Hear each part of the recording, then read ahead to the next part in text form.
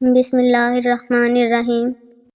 مولا علی کا ایک واقعہ۔ ایک مرتبہ مولا علی جنگ نہروان کے لیے اپنے گھوڑے پر سوار ہو رہے تھے کہ ایک نجومی مولا علی کے پاس آتا ہے اور کہتا ہے، اے علی، یہ جنگ آپ مت لڑیں کیونکہ آپ کا ستارہ گردش میں ہے، آپ یہ جنگ بری طرح ہار جائیں گے۔ مولا علی اس کی بات سن کر گھوڑے سے نیچے آ جاتے ہیں اور اس نجومی کو کہتے ہیں، اچھا تم ستاروں کے حال جانتے ہو؟ اس نے کہا، ہاں، میرا کام یہی ہے، میں ستاروں کو دیکھ کر انسان کا حال بتا سکتا ہوں، اور آپ کا ستارہ گردش میں ہے، اسی لیے آپ کو بتایا کہ آپ یہ جنگ ہار جاؤ گے۔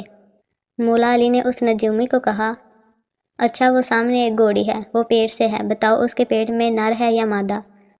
اب وہ نجومی خاموش۔ مولا علی نے کہا، تم تو کہہ رہے تھے کہ میں ستاروں کے حال جانتا ہوں، یہ تو تمہاری نظروں کے سامنے ہے، تم تو اس کا حال بھی نہیں جانتے۔ مولا علی نے کہا، اچھا بتاؤ کون سا ستارہ جب ٹوٹتا ہے تو ان پر ایک حرکات ظاہر ہوتی ہے؟ اب پھر وہ نجومی خاموش۔ مولا علی نے کہا، اچھا اس میرے گھوڑے کے پاؤں کے نیچے زمین پر ایک چیز ہے، بتاؤ وہ کیا ہے؟ نجومی خاموش۔